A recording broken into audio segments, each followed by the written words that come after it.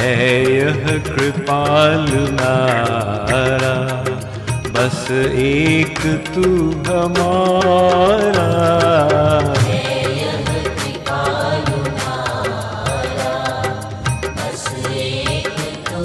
है अब यही कृपालु नारा, है बस तू हमारा। नमस्कार बे एरिया। आज इस समय जो हस्ती मेरे साथ है वो बे एरिया के लिए अजनबी नहीं है। बे एरिया में जाने पहचाने बहुत अपने, a highly respected world renowned spiritual teacher, and I really mean it in every sense of the word.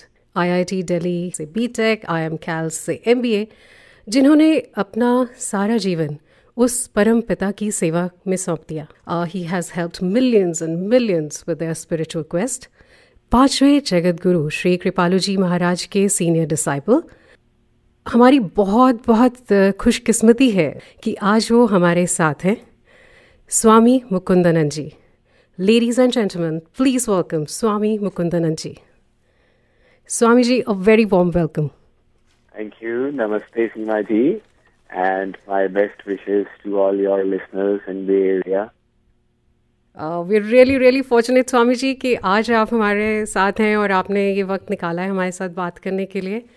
और आप बताइए, आपका US टूर कैसा चल रहा है? मेरा टूर प्रारंभ हुआ है। My first program is presently going on in North Carolina. और इसके बाद I will be moving to Virginia. There are about 30 different cities lined up. और साथ में we also have 4 retreats.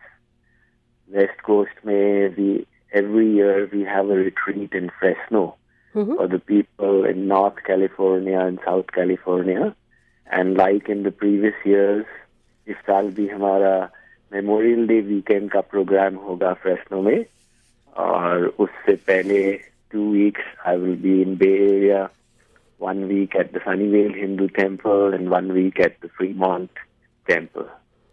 जी हाँ स्वामी जी, हम बेसब्री से इंतज़ार कर रहे हैं। और मैं लिसनर्स के लिए बता दूं कि पिछले साल पहली बार मैंने इनका लेक्चर फ्रीमॉन्ट टेम्पल में ही सुना था, और वो भी एकदम आखिरी दिन। और सुनते ही बस ऐसा लगा था कि एक साथ इतने सारे सवालों के जवाब मिले।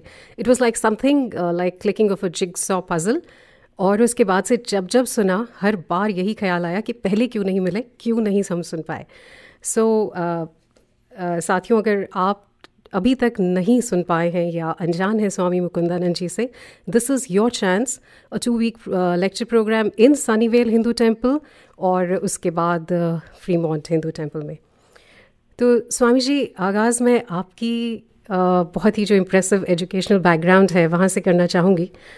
BS in Engineering from Indian Institute of Technology, MBA from IIM, 2 top-notch universities, degrees. तो उसके बाद this quest and you treaded the spiritual path. What inspired you? क्या कोई ऐसा particular incident? Our lives are fashioned by the faith that we have.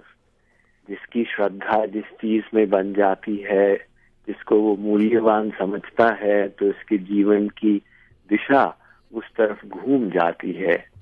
अब ऐसे कुछ संस्कार रहे होंगे पूर्व जन्मों के कारण।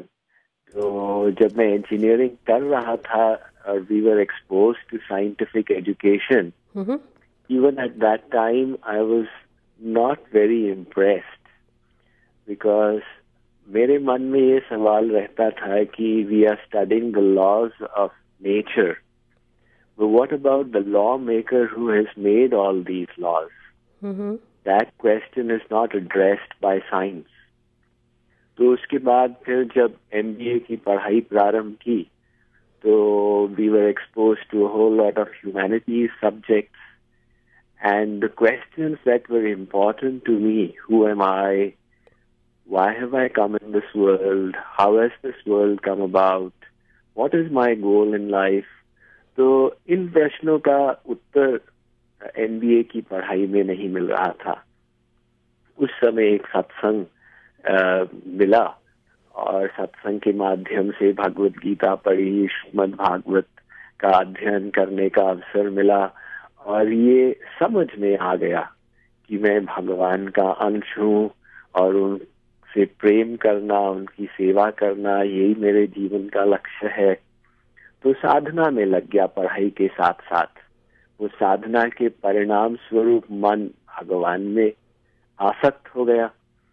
तो सर्विस तो की, लेकिन सर्विस करते समय यही प्रश्न सताता था कि मैं अपनी पूरी शक्ति, अपना जीवन इस कंपनी के प्रॉफिट्स को बढ़ाने में क्यों लगाऊं? अगर सर्विस करनी ही है, why should I not serve the Supreme Lord himself? So you are asking for one particular incident. Right. Anything like... When my company training got over, so they had assigned me to a project in USA. This was the starting of the IT industry. So at that time, I was associating with some sannyasis. Oh, okay. And that sannyasi gave me a wonderful story. He said कि गंगा जी के तट पर एक आदमी बैठा था, चूड़ा लेकर, चिप्ड राइस, और भगवान को अर्पित करने की सोच रहा था। अब उसके मन में द्वंद्व था कि अर्पित करूं या न करूं, ऐसा न हो मैं अर्पित करूं, वो सब कुछ ले जाए, मुझे न मिले। इतने में एक हवा का झोंका आया और सब कुछ उड़ गया। उसने देखा, अरे ये तो हाथ से निकल गया। उसने कहा, हे श्री विष्णु, मैं आपको सब कुछ समर्पित करता हूँ। तो वो सन्यासी ने मुझे कहा, देखो, इस प्रकार के समर्पण का तो कोई मतलब नहीं है। If you wish to surrender to God when you have a future in front of you and you come to his lotus feet, he will accept that you have surrendered. But if you come in your old age, he will say, what kind of surrender is this? So that story made such sense to me. It hit me so hard. I said, this is absolutely it. And it was in line with my convictions. So I immediately resigned from my job and took to full-time devotion. Wow, that's really inspiring, because so many of us just think that way only, that कभी बुढ़ापे में हम सत्संग करेंगे या फिर जब time मिलेगा. But I think आपने इतनी अच्छी स्टोरी से हमें गाइड किया है. Thank you so much. So moving on, Swamiji, I would like to know कि at one end this is this vast scientific background that you had, and then deep divine knowledge.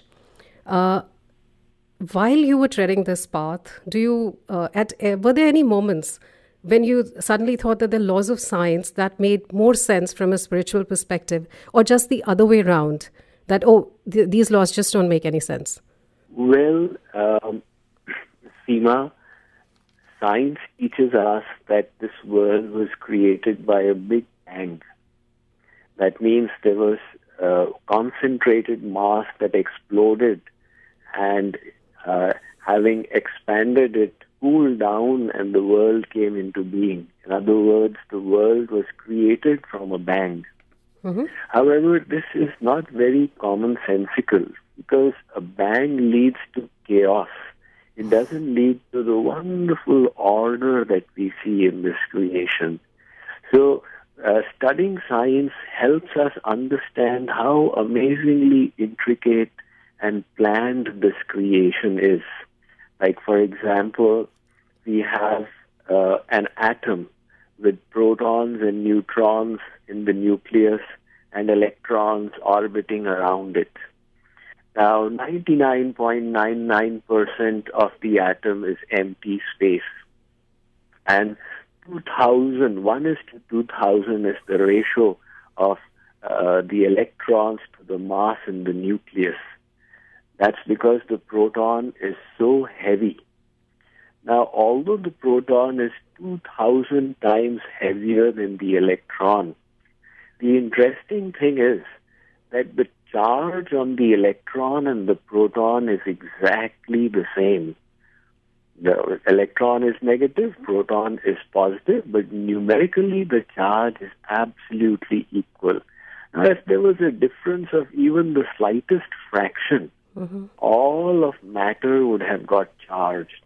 And because like charges repel, so matter would have repelled itself, and this creation would have repelled itself into non-existence. However, the fact that the electron and proton are numerically equal ensures a stable universe. Now, how come two particles that are so different in mass have the same charges? And this fact becomes even more astounding when we come to know that the proton is not just one particle. It consists of 3 quarks. These 3 quarks together have the same charge as the electron. So it seems that there is somebody who has created deliberately with great intelligence all these laws. I don't think your radio has got time for me to go into greater detail. But there's a wonderful book written by a Nobel Prize winner called George Wald. जब मैं college में पढ़ रहा था IIT में, so he had visited us and he had given a lecture. I still recollect, I was in my second year, and the name of his book is The Universe That Breathes Life.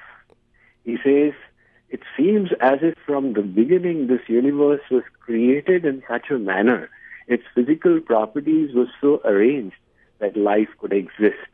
And if any of the innumerable physical laws were slightly different from what they are, then life as we know it could not have been possible. तो अगर हम बढ़ते हैं सुख की तरफ, we really want to attain bliss, what would you say where, like, you know, it's like a little daily practice that will lead us to this goal? And secondly, how do we know what God desires for us? Well, in order to attain something, we do need to sacrifice our time and energy for it. If you wish to attain worldly happiness, people do so much to move in that direction, study hard, create enterprises, etc. Similarly, if we want the bliss of God, we will have to first of all dedicate some amount of time to it. Now, God is very reasonable. He says, you are living in household life. I don't expect you to give up 24 hours of your day just to worship me. You do your worldly duties, but take out 1 hour every day. And in that 1 hour, you practice to increase your attachment to the divine. You practice to increase your love for me. So that is our personal sadhana that we are to do on a daily basis. It is just like if you take milk and pour it into the water. The milk and water will merge into one. The milk will not be able to retain its identity. However, if you keep the milk separate from the water, convert it into dahi or yogurt, churn it and extract the butter, now this butter can challenge the water. At Mr. Water, I will sit on your head and float. You cannot mix into me because now I have become butter. In the same way, our mind is like that milk and the world is like the water. Now, if we wish to elevate our mind, 1 hour every day, you block out the world.